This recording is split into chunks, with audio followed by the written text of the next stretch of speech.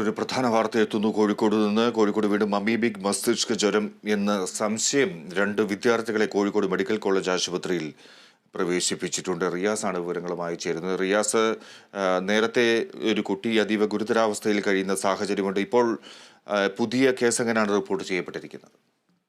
ഇത് അമീബിക് മസ്തിഷ്ക ജ്വരത്തിന്റെ ലക്ഷണങ്ങളുമായി 2 വിദ്യാർത്ഥികളെയാണ് Kozhikode medical college ആശുപത്രിയിൽ പ്രവേശിപ്പിച്ചിരിക്കുന്നത്. ക്ഷമിക്കണം, 2 ആശുപത്രികളിലായാണ് പ്രവേശിപ്പിച്ചിരിക്കുന്നത്.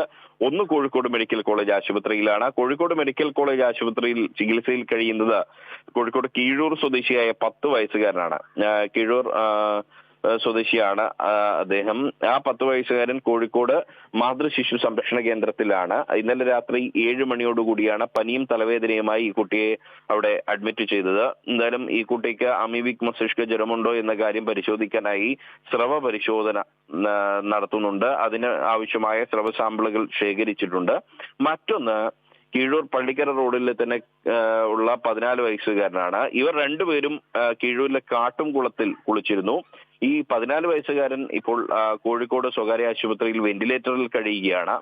ഈ കുട്ടിക്കും ഇത് അമീബിക് മസ്തിഷ്ക ജ്വരമാണോ എന്ന് സംശയിക്കുകയാണ്. ആ സംശയം വ്യക്തത വരുത്തുന്നതിന്റെ ഭാഗമായി സ്രവ പരിശോധന നടത്തിയിട്ടുണ്ട്. അതിന്റെ പരിശോധനാ ഫലം വരേണ്ടതുണ്ട്.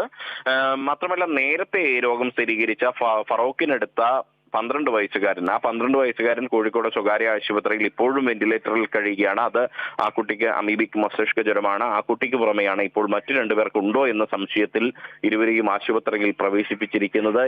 ഇവരെല്ലാം തന്നെ വെന്റിലേറ്ററിലാണ് എന്നുള്ളതാണ്. ഇവരെല്ലാം തന്നെ മറ്റു 2 പേരുടെ സ്രവ പരിശോധന ആവശ്യമായ സാമ്പിളുകൾ ശേഖരിച്ചിട്ടുണ്ട്. അതിന്റെ പരിശോധനാ ഫലം വരേണ്ടിയിരിക്കുന്നു. ശരി റിയാസ്, ആശങ്കപ്പെടുത്തുകയാണ് കോഴിക്കോട് മസ്തിഷ്ക ജ്വരം.